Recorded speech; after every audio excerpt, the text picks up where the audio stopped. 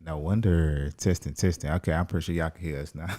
Okay, it's on. Yeah, we on now. Um, man, we appreciate y'all for checking in the G Spot podcast tonight. I got my very special friend, Reverend Terrence Broughton, in the building with me.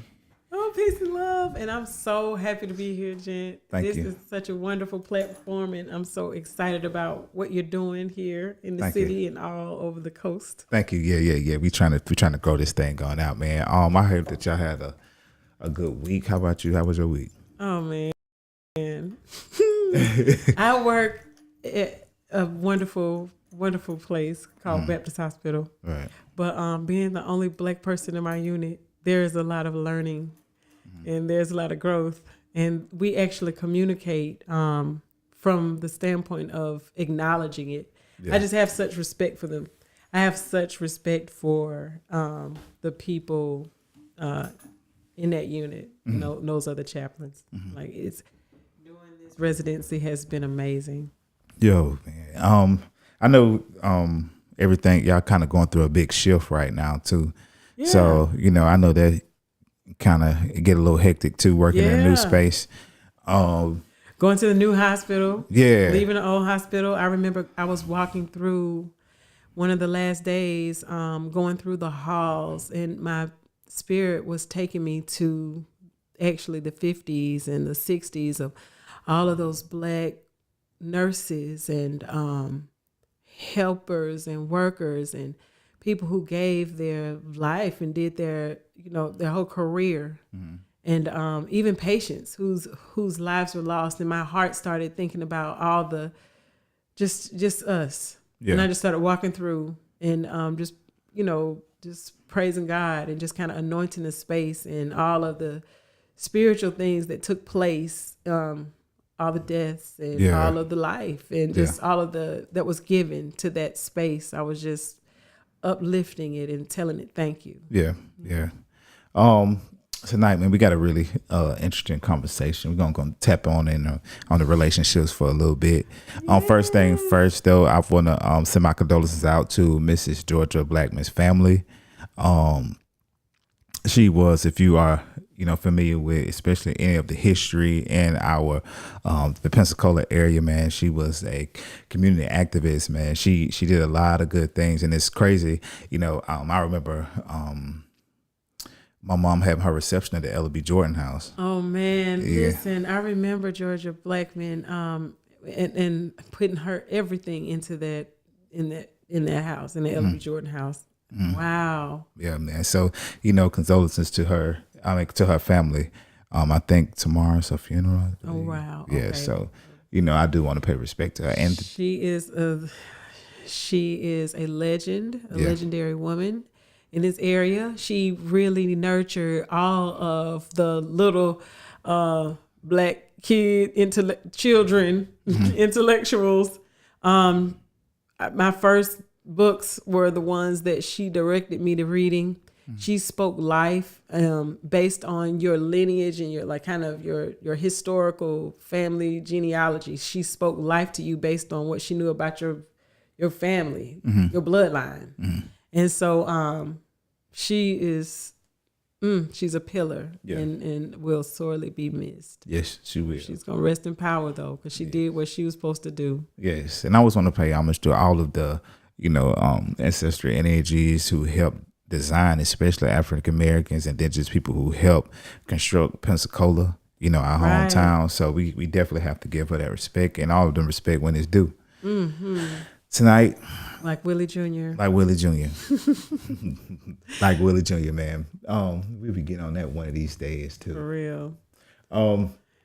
Tonight, though, we kind of got a little interesting conversation, man. I'm going to show y'all this video clip real quick. We're going to kind of tap in on a couple of things concerning it. And like you probably saw, tonight we're going to be kind of getting on to how social media affects relationships, right? Ooh, that's good. Yeah, I saw this video, and it kind of like helped motivated the conversation. So, yeah, y'all listen to it. Tell me what y'all feel.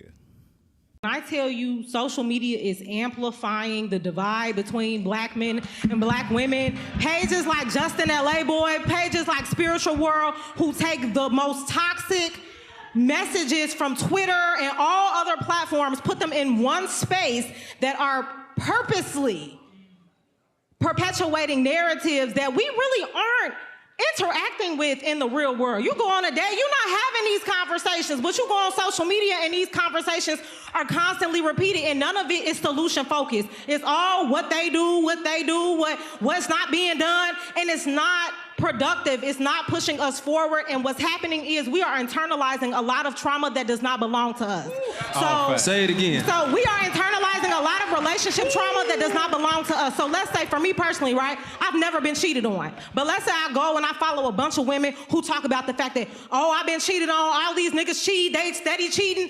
I'm going to sit there and be like, oh yeah, niggas, they all cheat. That's all they do. And I'm not self-aware enough to really understand that that's not even my shit. That's not my baggage. That's somebody else's baggage. So one thing we really have to do is learn how to detach from some of these messages that we are constantly internalizing.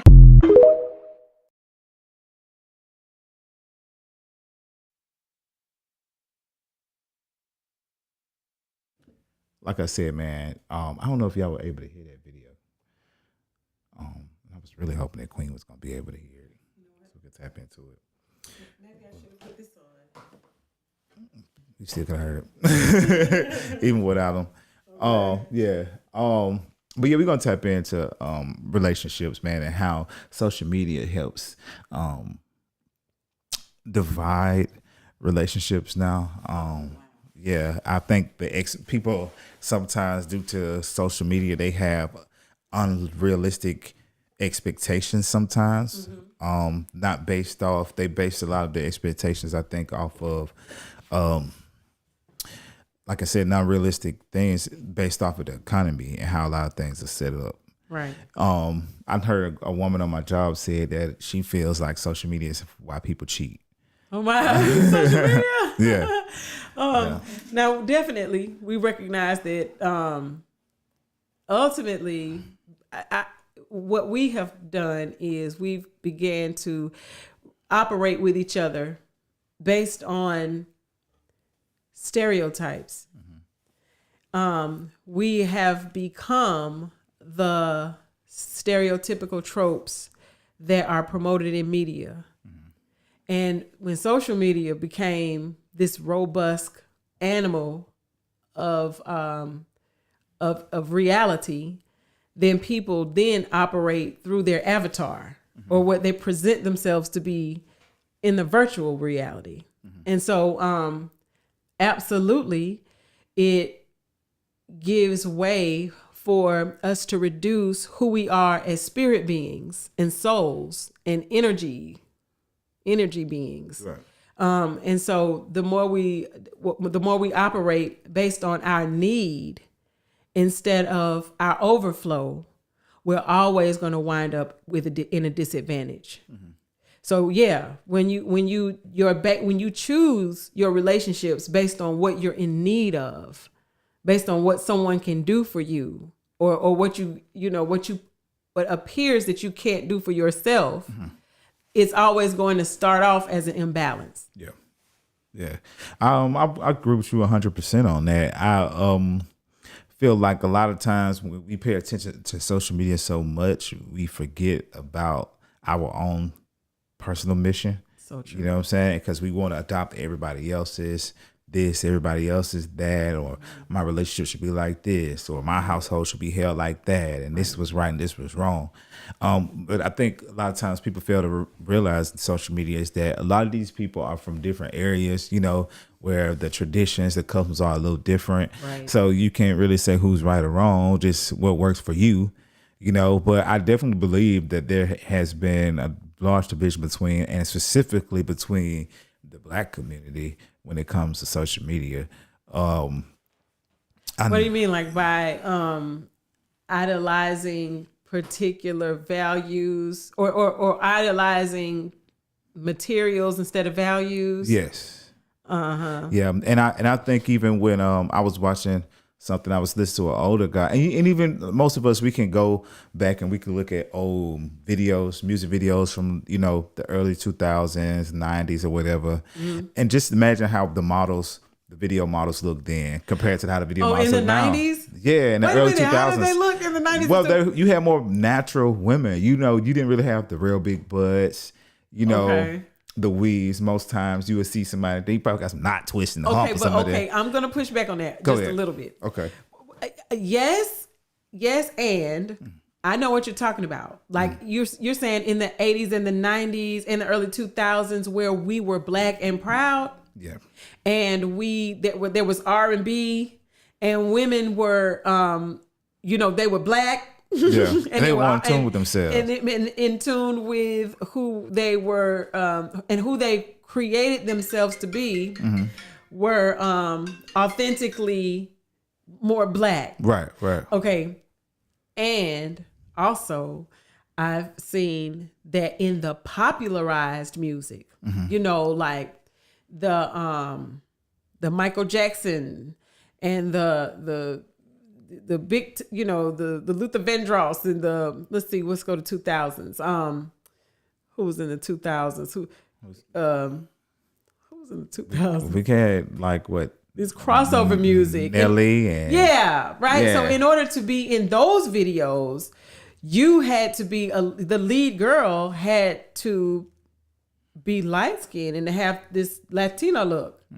And so there was a shift that took place that in order to be mainstream and to be big time, you had to be outside of the black box. Right. And so we started seeing, our ability to contour our makeup and our ability to just, become more European-esque in beauty presentation, even with the filters. A lot of the filters just make you look lighter. You know what I'm saying? A lot of them just make you look lighter. Yeah. But I mean, the unifying of kind of this mixed girl look, this ethnic, atonement that has become popularized, is, I do see it. You see it. I do see it. Yeah. So let me ask you something about something that you just mentioned. One of the points you made about, trying to adopt like this European look. Do you think that's a problem that we just not been going through the last 20 years, or do you think this has always No, been? that's always been. We've Okay. always been. We've always. Well, first of all, there's two sides to that. First of all, there have been people who passed Right. because of out of necessity for the betterment of everyone else. And then you've had people that pass just solely to get just to solely mitigate the tragedies and existences of being targeted as genocidally. You know what I'm saying? There are people who just hide. Yeah. But then there are people who enculturate in ways that make you more appealing. Yeah. And unfortunately, because even Black people support whiteness, not only do white people idolize, whiteness and support whiteness, but there are Black people that support whiteness unconsciously. That because we naturally idolize the longer hair, the blonde, the eyes, the lighter eyes, the lighter. So we and it is a natural response to a people who have been in survival mode. So I'm not pathologizing, but it is a response to how we have been attacked. And so it's our way of surviving. Yeah.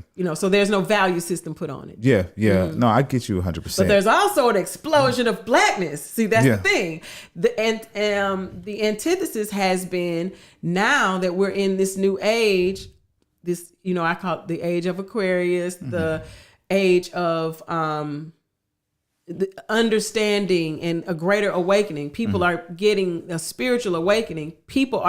So many people are going natural, but more than going natural, people are going back to the earth. People are going to, it doesn't matter if you permed or what, people are going back to the natural way that a human can live in balance with the Mother Earth around them. And that's just the shift that's happening now. So that's what we're in. Yeah. So let me ask you this. I know we got this big thing going on now, speaking of social media and relationships. And, they have, every time you turn around, they're having this 50-50 relationship, this 50-50 conversation. Oh, Lord. What's the 50-50 conversation? So the 50-50 is, do you really, a lot of women saying, I ain't going 50-50 with no man. I ain't going 50-50 with no man. Yeah. Oh, like going out to dinner? Or no, like just paying bills. Like, a lot of women are kind of accustomed to the old setting of the man pay all the bills. Okay. I'm not going 50-50 with a man. How do you feel about that? Oh. Okay, so here's the two sides. Okay. Because I am a sexual ethicist and I look at the functionalities of what is healthy versus what is not healthy, I'm gonna answer that later. Okay. First, I'm gonna answer as a person, my own person. Yeah. Personally, I want a man to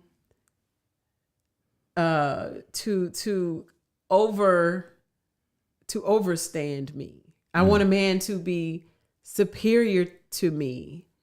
I want my man to be someone who is wiser than me and more advanced and more knowledgeable and who has mastered himself as a human being in a way that he could teach me a thing or two. Yeah. And this would mean that he would have a savings and that he would have wealth. You know what I'm saying? Yeah. Those things are attractive because I'm not looking at your dollars. I'm looking at your ability to human in this environment. And that's sexy. So to master being a human is gives me the jitters. Yeah. So there's that part. However, on the other side, it really just depends on how a person is made, whether they like to be the one that wears the pants in the relationship and would rather 50-50 or would rather have someone that they're investing in.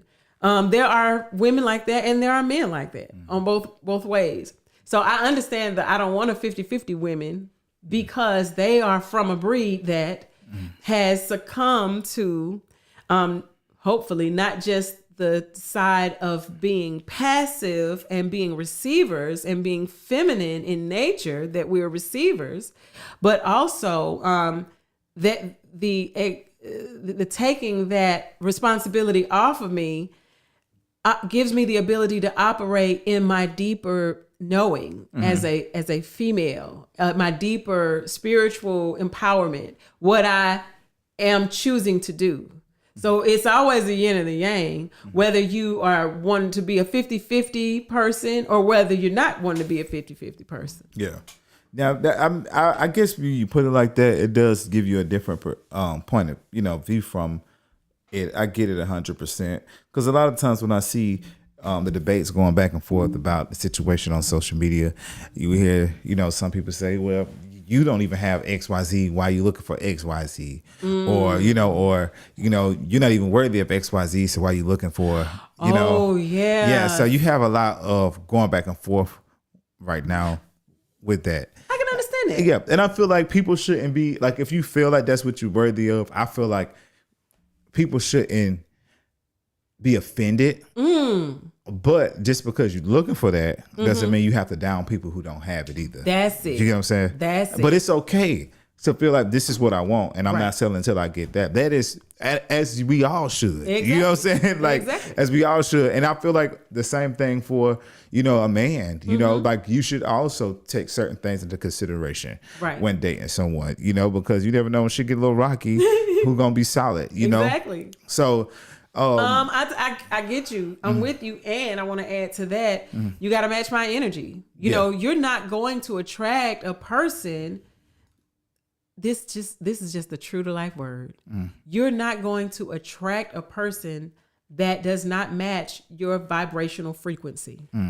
So if you are used to operating on a level of being a compliment for a high performer, then 9 times out of 10, you're gonna find that. Yeah.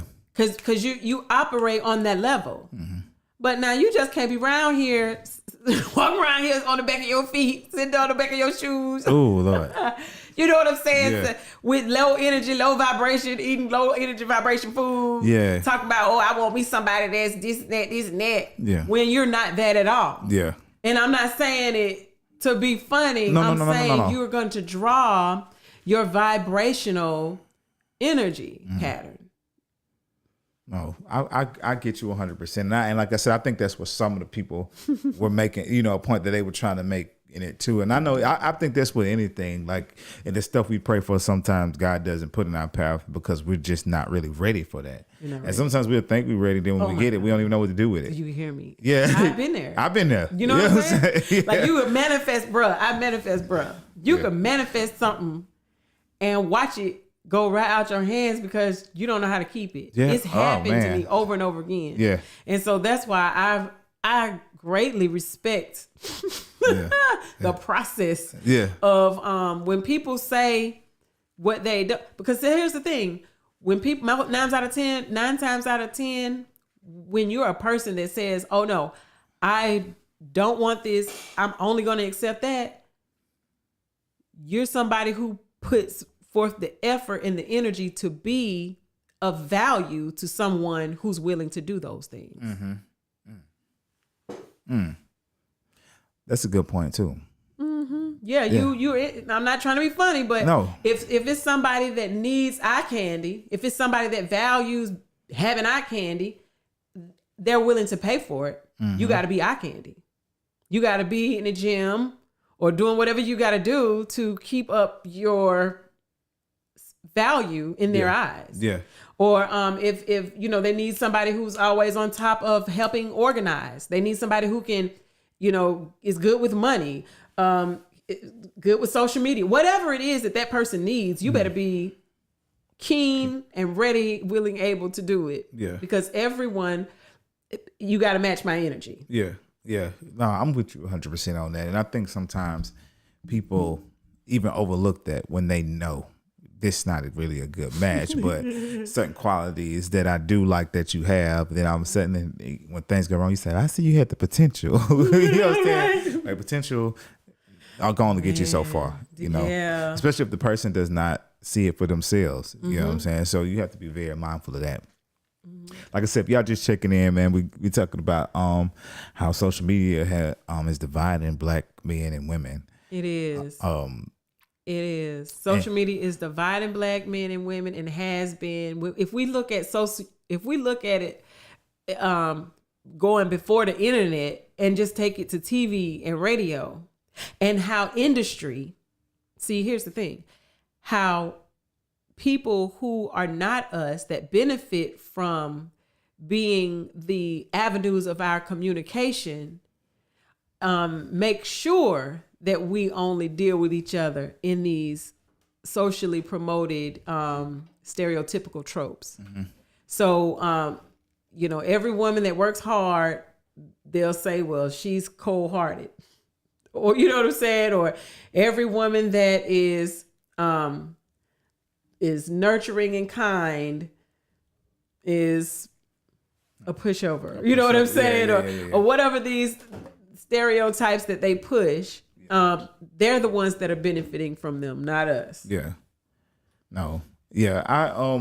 And I think that's too, man. You see, one thing social media does show us is how stereotypical our own people can be towards each other. You know what I'm saying? Sometimes we put ourselves in a box. And I think now for me, when I watch social media and I see the back and forth between,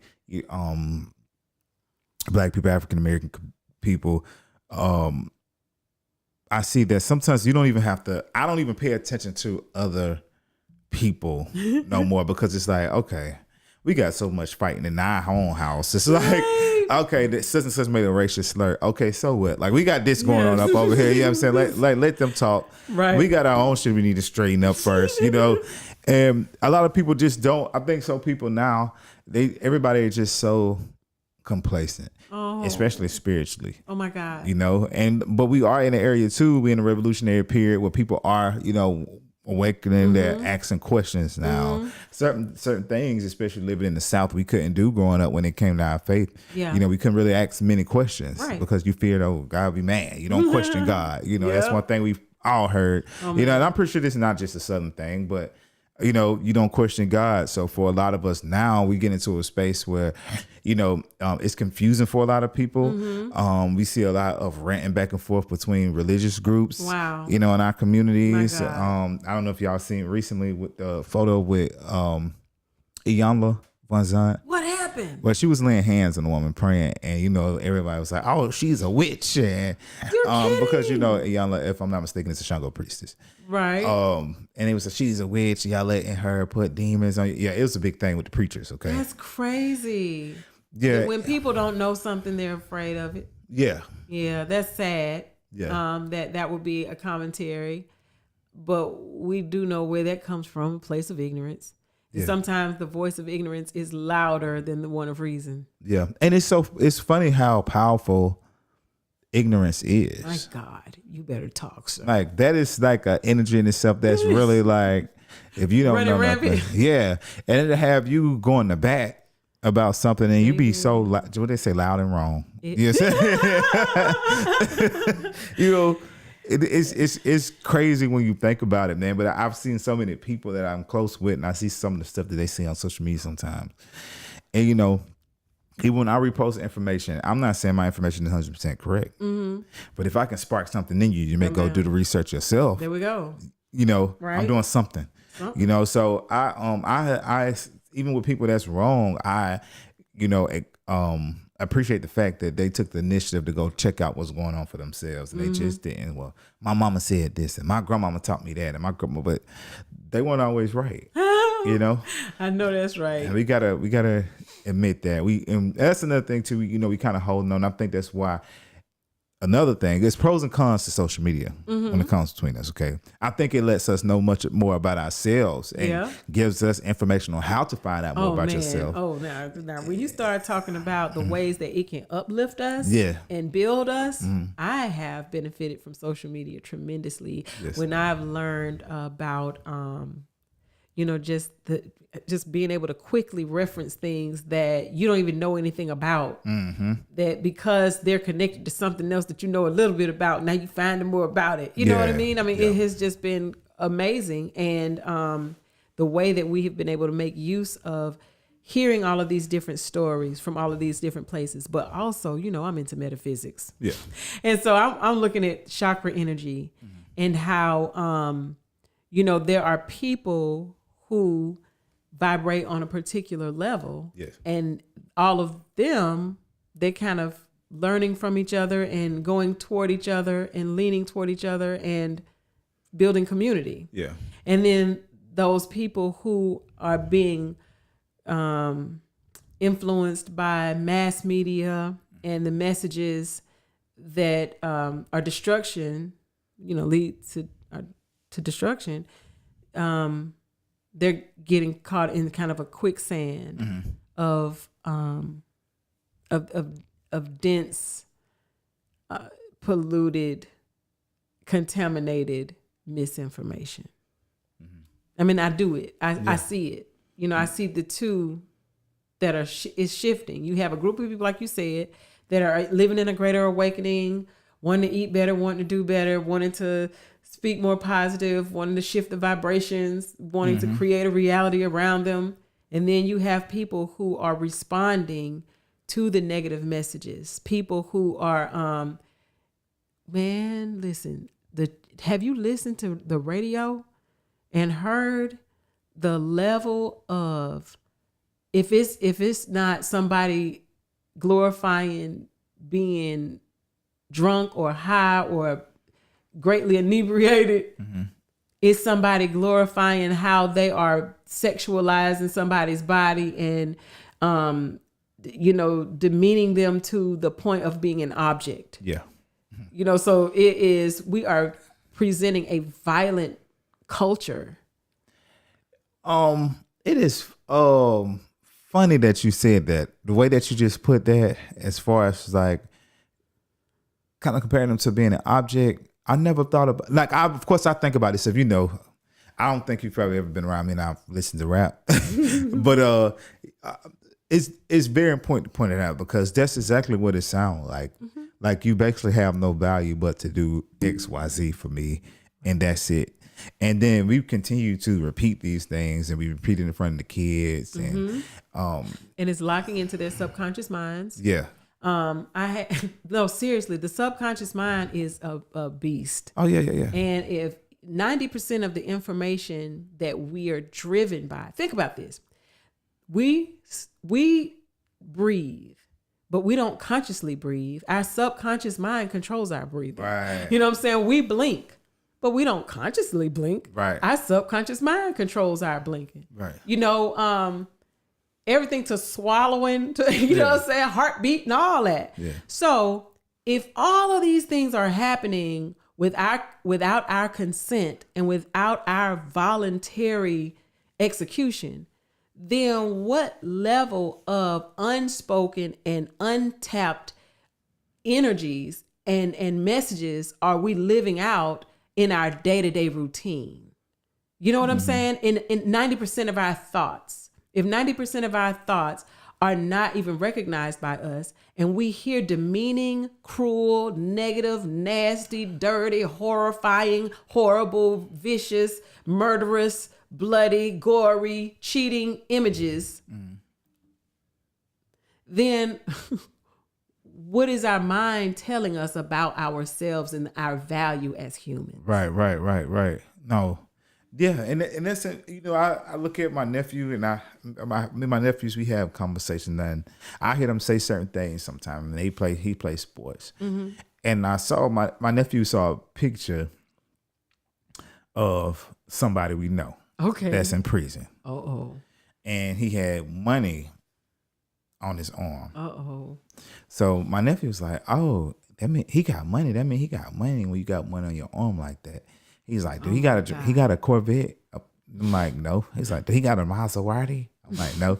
He's like, oh, because you got to have money to have that. And I'm like, no, that's not it. But see, they are already growing up with the thinking of becoming early consumers already. I got to Yes. get XYZ to look like XYZ. Right. You know, and a lot of times they feel like it's only one way you can get it. Mm-hmm. And especially when it comes to the black community, they really going to give you, they say, oh, you got to either play sports, Yeah. go in the military, Right. or become a rapper. Mm-hmm. You know, so I always try to push my nephews, like, you have more options, and that's not the only way that you get that. And just because you look like that don't mean that you got that either. Oh, wow. We Yeah. do have a huge misconception of what it means to have money. Yes. Unfortunately, we want to look like we have money while we have little. Mm-hmm. And here's the thing, though. Ball until you fall is not a problem. That's not, I'm not saying not to, make $1 out of 15 cents or make it look like you got look like you have $1 when you got only 15 cents. What I'm saying is that deliberate spending, and the need for us to look like we have money shouldn't supersede. We already know what we're building. Yeah. And that is a response from my alpha. That's a response from our psychological, the psychological battle, that they have been targeting. Right. And not just us, but people, period, to make material more important than the spirit, to make material more important than spiritual. Yeah. But going back to your point, if we make sure that our children have a framework of what wealth is supposed to look like, to have assets, to have land. But here's the thing. We've been void of being able to demonstrate that, because every time we have built it, every time we've built a city, there have been so many black cities. Every time we build a city to show what we can do in spite of the racial currents against us, then it's taken out and put under a false lake or whatever. Yeah. So, it has been to our detriment that we have not been able to see what it looks like. So it's not this, black people, what's wrong with us? You know what I'm saying? Let me just say that, because when we're talking about our condition as a people, it can easily be taken that we are speaking down on ourselves. I'm not saying that. We're recognizing the reality, but this is also a game that's been ran on us. Mm-hmm. So this is the response. This is the defragmented, disenfranchised community that's left behind a battle against our survival, and yet we're still alive. Mm-hmm. Coming in on broken pieces. With this misunderstanding that money is even, or that wealth or having money is even having enough that you can see. So that's what I'm saying. We are a people that have been so deprived. We've been so deprived that the idea of having just enough that you can fill your hand up with looks like we're rich. Mm-hmm. So the concept of what it means to be rich has been so kept away from us that now we're having to reimagine what that means and what it looks like to be a self-sufficient, not only community, but family. Right. Mm-hmm. Person. Yeah. Yeah. I feel we all know a lot of time the times are changing. Mm-hmm. Okay. And I get it. I get certain people who live certain lifestyles. I get why they do it. Mm-hmm. It's multiple things. A lot of people will say, well, you ain't have a daddy at home. But sometimes people can't have a daddy at home and still, do certain things, Right. But I feel like the times aren't changing for the better. And I do feel like social media is a big help with that, because it gives you so many different outlets, so many different things that you can see. And it's like, we all know that they push a certain agenda in the media, and sometimes when you're not conscious enough to decipher what's real and what's fake, then you become a victim to it. Oh my God. And then we've done it over and over again, you know, and we've all been a victim to it, Yes. you know, but fortunately we are living in an era where you also have, like I said, there are positive things on social media that shows you, all right, well, you know, this is designed for XYZ. You know, I was just looking at a video about the iPhone and they turned the lights off at a auditorium and showed that the iPhone like scans your face every couple seconds, right? Wow. Yeah. This is so scary to me. Yeah, you know what I'm Because saying? I love it. You know, I love technology and I love the remedy and I love the, you know, ooh, that just made my face look perfect. Like, Yeah. I swear to God, my face is perfect. Yeah. But then you think of, what are you doing with this? Right. Yeah. And can I, no, honestly, here's the thing. Can I, as a human being, overcome the desire to want to see myself? Because they got the remedy where they change your whole body. Oh, yeah. They got it to where you look like a whole cheerleader back from high school. You know what I'm saying? So is it more appealing for me to get this instant gratification of seeing myself in this way than it is for me to even be curious as to how this is going to be used? I would rather go ahead and eat this brownie now and worry about where it's going to show up later. I would rather go ahead and eat this hamburger, chips, cookies. I would rather smoke this, drink this, do this thing, hump this thing, than and get this instant gratification than worry about what is to come later. And that is also a program that has been given via social media. Our dopamine level has been triggered every 3 to 7 seconds. And so now we're seeing these TikToks, we're seeing this Instagram, we've been a society that has been trained to be stimulated every 3 to 7 seconds. And so now that, you know, if you dare to put the phone down and there's not that stimulation, it's a problem. And you're looking to hurry up and go back to it. Yeah.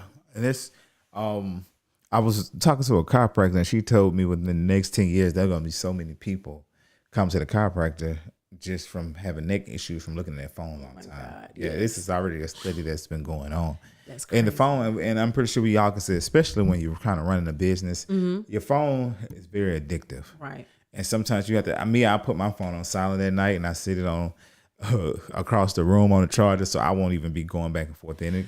Man. You'll get on those videos and I'll say, and 2 hours later, you strolling, You looking at hear stuff. me? It will suck you in. Yeah. Because you don't even know. You don't It's know. programmed. You know, there are studies that have shown one's ability. So they're firing these neurons, right? And they know, there's studies that know that if a person is able to break away from this, then we need to do some other reinforcers.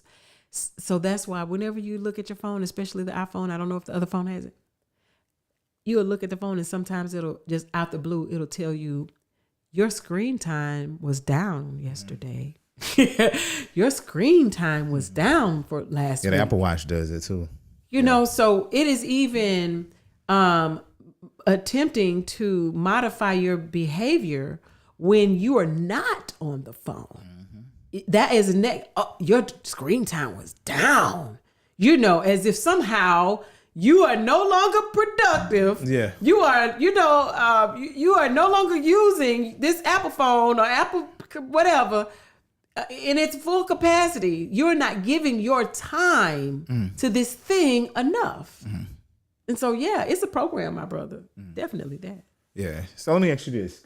Compared to like when I'm pretty What sure are people saying? I you was wish I looking knew at what people saying. no, she was just agreeing. Oh. When it come to say dating for you when you first started off dating, and Why are you talking about when I first started dating back in well, let me see, 5th grade? I thought you was about to say the 50s. I was like, come on now, Queen. I'm gonna say. Yeah, I was dating No. in 5th grade. My 5th grade boyfriend was Harry Nouveau. Yeah, and so okay, let's say high school. Okay, let's go. So, and I'm pretty sure y'all social media Marquis. wasn't. Yeah, Okay. social media wasn't a thing for y'all with Right. dating. And so how would y'all? Would it just like you just knew somebody in the neighborhood? Like usually, how did y'all connect with each other back then, away from social media? This is such a good question. How did people connect back before we could hide behind our avatar? Yeah. I think that we had strong representatives. You know, your person, as a person, you still create a representative. And so we created strong representatives. And I'm talking about teenagehood. You know, we created representatives that mimicked those people who were powerful, people who were strong, people who we could hide behind, that we didn't have to be ashamed of who we were. And that's what teenagers do. So that's why they dress up like MC Hammer and 357 and whoever, whatever it was out during that time. NWA and what is it, Kwame? All of these people that we mimicked were our ways of showing up in the world in manners that would lessen any critique against us. So it was basically y'all kind of grew up in the era of influencers too, kind of. Yeah, I mean that's every age. That's every age. Yeah. That's every generation. That's humans. That's anthropologically, we as human beings rather deal with each other with a friendly coating. Yeah. And that's why we have ascendants and sun signs instead of just having our moon sign out there. Yeah. Yeah. I know for me, when I started dating in the early 2000s,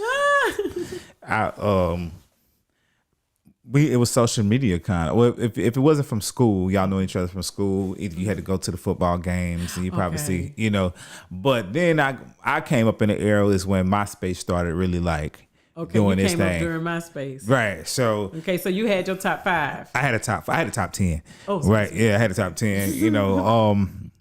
I still remember my song that I posted on my page. It was Stop good. it. Yeah, I still. What was the song that you posted on your page? On your MySpace? On your space? It was "I'm a Dog" by Gucci Mane. What is that? What is that? It's a song by Gucci Mane called "I'm a Dog." I'll let you listen. I'm a dog. I Yes. heard somebody singing that. It's go, I'm a dog, I'm a dog, I'm a dog. Yeah. I heard my friend's son singing that. So you was one of them. I was one of them. Yeah, I had that song, man, and that's kind of how we dated, And then if you really, really like somebody, the people that you cool with, you put them in your top 5, top 10. You know what I'm saying? That was a whole thing. That was the whole thing. For me, it's somebody you post on the wall, and that's how you knew if somebody liked you. They post, thank you for the ad on your wall. So you're like, okay, giving green light. You know what I'm saying? Okay. Now people really, and then back then I don't think really people were that much invested into looks like they are now, because people weren't really like modifying their bodies back then. Like you saw that on TV with like Michael Jackson and and all of those type of people, but you never really saw real it. life. Right? You never saw nobody with a big booty for real, unless it was like your teacher. You know what I'm saying? Well, no. Well, I'm gonna take that back. You saw people, all the black women. We all had big booties. Black women had big booties, but it was not cool. Yeah. You know what I'm saying? To have big booties. Yeah. Now then when they started making it cool, like after I like big butts and I cannot lie. Yeah. Okay. Then that shifted the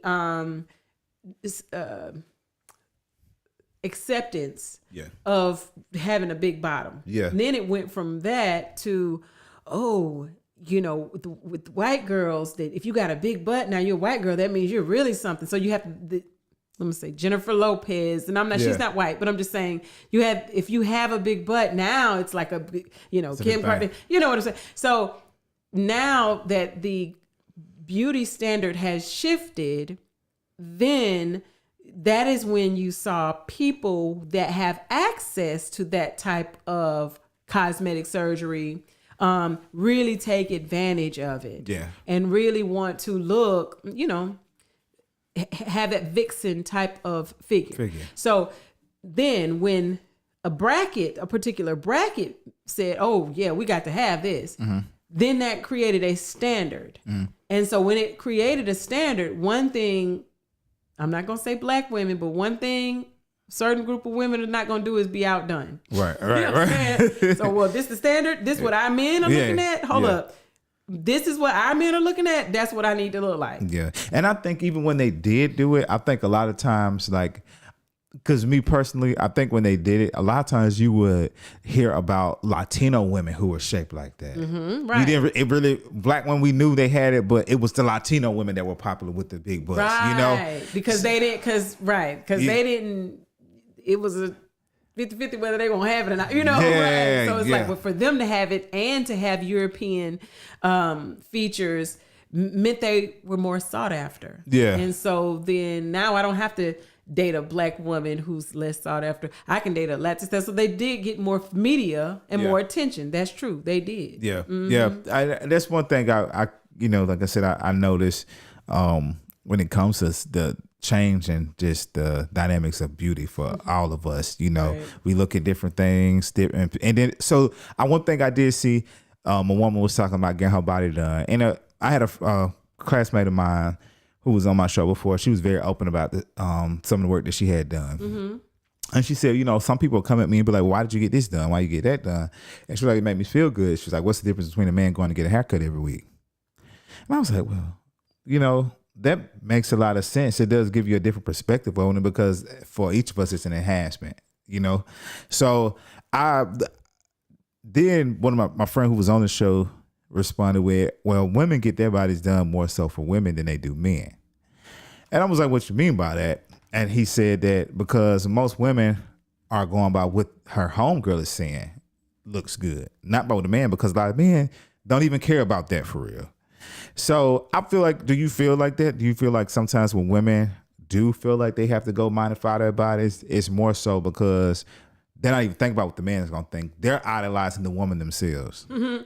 I think that it's yes, both and. First of all, many women that are heterosexual ultimately want to be attracted, want to be attractive to men. And if the standard of what women look like in your dating pool shifts, then you just take it back to the 80s when one person got a Jerry curl and everybody, the boys were like, "Ooh, she got that good hair." You know what I'm saying? Now everybody got a Jerry curl. Yeah. And generally heterosexual operating, dating, relationships work in that way, and then on a greater level. Yeah. So looking at the same way, when we have somebody who changes, a group of people who are in a dating pool, and many of those people in that dating pool begin to change their body to make it look more attractive, to be more attractive to men, then there changes the acceptability of people getting surgery. Yeah, yeah. And I guess even when you look at a lot of the plus size models, entertainers, and back there was a time, especially when I was younger, man, there was a time where you didn't hear about people dating big girls. You know what I'm saying? Like not openly. Right. You know what I'm saying? We knew. I ain't gonna say that comment, but well, no, that is true. They wanted to be with the big girls, but they wouldn't want to be with them publicly. Yeah, they was always over there though. Yeah, they was over there, but they didn't want to be public with them. But now we're in an era where people are embracing, and I guess I'm kind of in between with that. I'm not saying I have any problems with big women, but I do. You have to pay attention to health. I love that people are embracing a shift in the beauty standard. Yeah. I love that people can also recognize that to be a big girl doesn't necessarily mean you're not healthy. Right. I love that people are learning to see that body, this body type as gorgeous and beautiful and voluptuous and succulent and all of that good stuff. And I also understand your concern. Yeah. So, but we have to recognize that there are concerns on both. Yeah. There's concerns with the health of a person who is choosing to maybe stay over fat. Yeah. And there's also concerns with a person who gets serial surgeries just like a man who would get a haircut. You know what I'm saying? Right. There are risks associated with both approaches. Right. But at the same time, that's what I'm saying, when we put body, if we see body as an object, then we're seeing body as what someone can consume and would rather consume. If we see body as a divine process, then we're looking at living a healthier life and wanting to raise our vibrations and wanting to be more in touch with the voices that are being spoken to us at night and wanting to have good night's sleep and wanting to revitalize, the chi of who we are. Like, you know what I'm saying? Yeah. If we look at body as a divine process. Yeah. And I want to tap on something like they just said, was that small chicks be sick too. That is true. I'm a firm believer you got to be too something to do something. And you got to be too something to do something. Shit, I love you from the bottom of my heart. That's why. Not knocking the smaller women. Nobody's small, period. But I will say that you do have some people who are malnourished, even as adults, and who have eating disorders, and you won't even know nothing about it.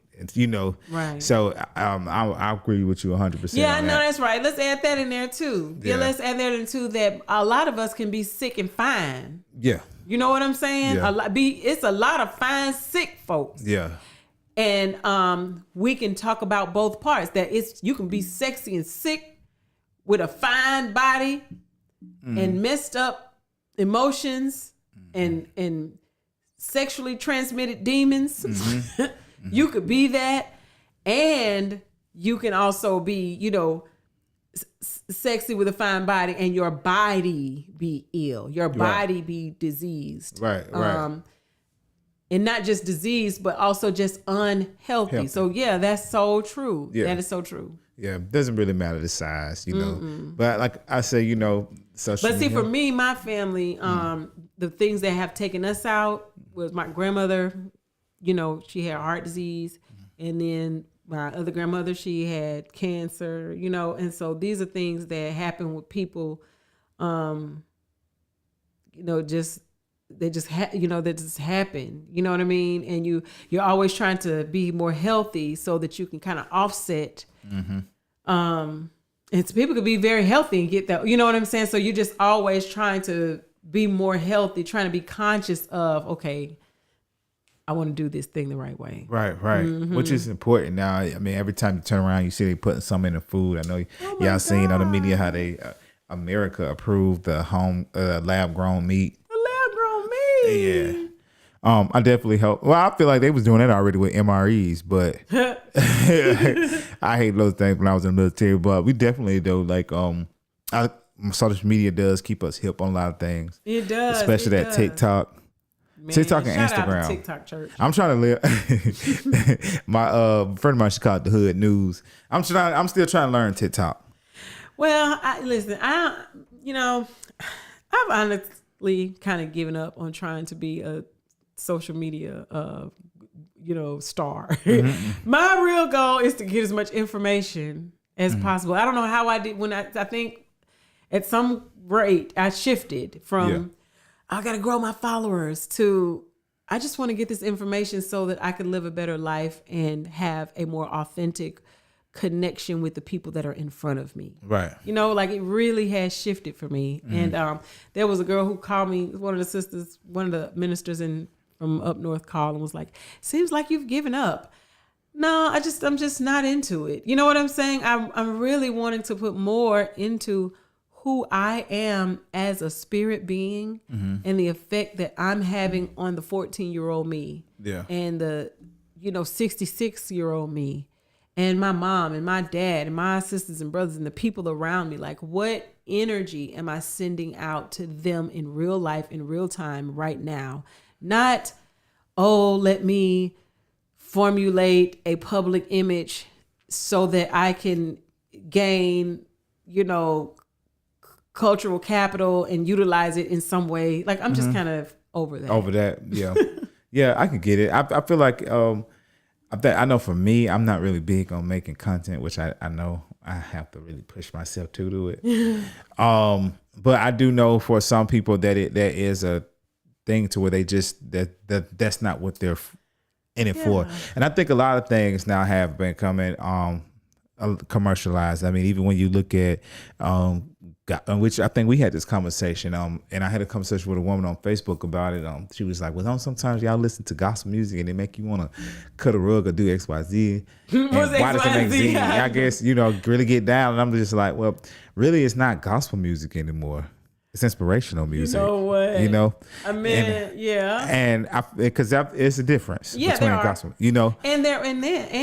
And there is a difference, and there's a use for all of it. You have gospel music, you have spirituals, you have hymnals, you got contemporary gospel, you got gospel rap, you got all of gospel jazz, Ben Tankard, so, and all of it is conveying a particular energy on a particular vibrational plane, and you have sometimes.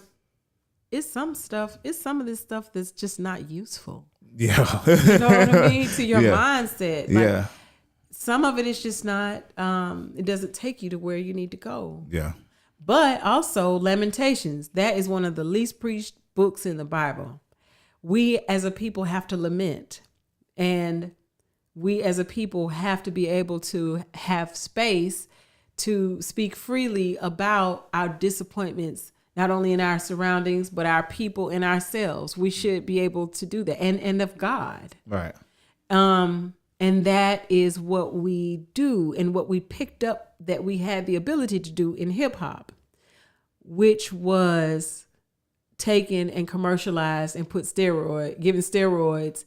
And now we have this kind of thing that we have now. It went from NWA to speaking earnestly about, hey, this is what I see, this is what's going on, to somebody saying, I just rather do so many drugs I don't even, and boasting about it now. Yeah, I just rather do so many drugs that I don't even know that I'm in existence. Yeah, that is a hurting people. Yeah, it went from we don't dance no more to we don't even we're not even cognizant anymore. Right, right. And you see that a lot now. You see that a lot with, especially when it comes to the drugs and, just sitting around conversations. Yeah, idolization of drug culture. Yeah. And remember, bases, like back in my day, a baser was the worst thing you could be. Right. Like, okay. When I was growing up too. We had lenience for the drug dealer now, we did. But if you did drugs, like, ooh, you know what I'm saying? You know what I'm saying? So, no matter the drug. Right, for real. It was like you're a dope head, period. Yeah. With everything. Yeah. So now that, and you know what I compare it to, and this is sad, but I'm going to say it. There's a story, the story about the frog. Did I tell you the story about the frog and the pot of water? How do you get I did. How do you get a frog? How do you get a frog to be boiled alive? Like, how do you get a frog to be boiled alive? Because if you get the frog and you're boiling the water and you put the frog in there, it's gonna jump out. Right. It's gonna. You're not. So the way you do it is you put the frog in the water when it is room temperature, and it's okay. And then you turn it up a little bit and a little bit and a little bit and a little bit more to the point where the frog can only barely, not even really sense that the water is being turned up on him. So you get him good and comfortable. Like, oh, this feels good. And then you keep turning it up and then you boil him alive. And so that is what our environment has began to do with us. This social media and the pollutants and the temperature of our level of acceptance of ourselves has been gauged, our expectations of ourselves have been gauged so high that we are really, many of us are killing ourselves, running ragged, doing everything that we can to live up to a standard that's presented and we don't even realize that it's leading us to our death. Yeah, I think now that's why we just had our event, the I Am Pensacola, the community. Yes, of I Am religion. Pensacola. Let's shout out to everybody who came. Shout out to everybody who tuned in. I still hear people talking about how, they were moved by hearing the conversation and seeing all those people dialogue. Yes, man. Once again, shout out to we had Reverend Hugh King, Pastor Tyler Burns, Pastor Larry Watson, Queen Oshun Monife, Minister Tar Six, Officer Dewada. Officer Dewada. And Israel. Yeah, Israel, Dewada Israel, and Baba Soto. Yes. For all being a part of the panel, man. We Right. had, it was a good conversation with people with different paths, but the energy was good. Everybody came together, and it was good to know did. a lot of the people, they actually worked with each other before. Exactly. That was the thing. And that's why we knew that there was going to be spiritual leaders and community leaders coming. Yep. You know what I mean? So the community leaders, Haley Morissette, community leaders. Yeah. It's just everybody. I'm looking at the girl, the educator, Kanita Mitchell. Just all of the community leaders that came out and offered their suggestions and offered their insight. Yeah. Like, it was dope. Thank y'all again. And we definitely be keeping y'all posted when we having our next one. Yes, because we have these 3 goals that we need to meet. And so we're going to be soliciting everyone to help us get these 3 goals met. And so stay tuned. Yeah, man. We hope y'all enjoyed our conversation tonight, me and Reverend Broughton. Thank you. And make sure y'all check me out again next week, every Thursday night, 8 p.m. Central Time, right here, on live. We on Spotify now. We on and if you and on YouTube, make sure you subscribe, follow and subscribe on YouTube. Hey. Also, make sure you tell Mama them about our page, G Spot Podcast. Also, if you haven't already, download the RWR Live 365 app where you can listen to my show and plenty of other good shows and some really good music throughout the whole day. Also, go ahead. Make sure you tune in to WBQP TV every Sunday at 6:00, where Sex in the Church or Married to Ministry or something from Queen Tube will be on. Yes. And a major shout out again to Nicole and Quanda, Real One Radio Live. And also to Miss Catrice Well, Bantu Cola. Make sure if you guys have a Black business, please follow the Bantu Cola page. Yes. And register your business at the Bantu Cola. It is they have a directory for Black owned businesses, man. So get your name on the roster so people can know where to come to. My business. Yeah. My ministry. Yeah, that's what it is. We all have our own ministries. Yeah. Man, but y'all have a safe night and a safe weekend. Oh, Jen, thank you so much for having me on. Thank you for coming. Yes. Thank you for coming. Y'all definitely see her again, as you know. And y'all have a safe night.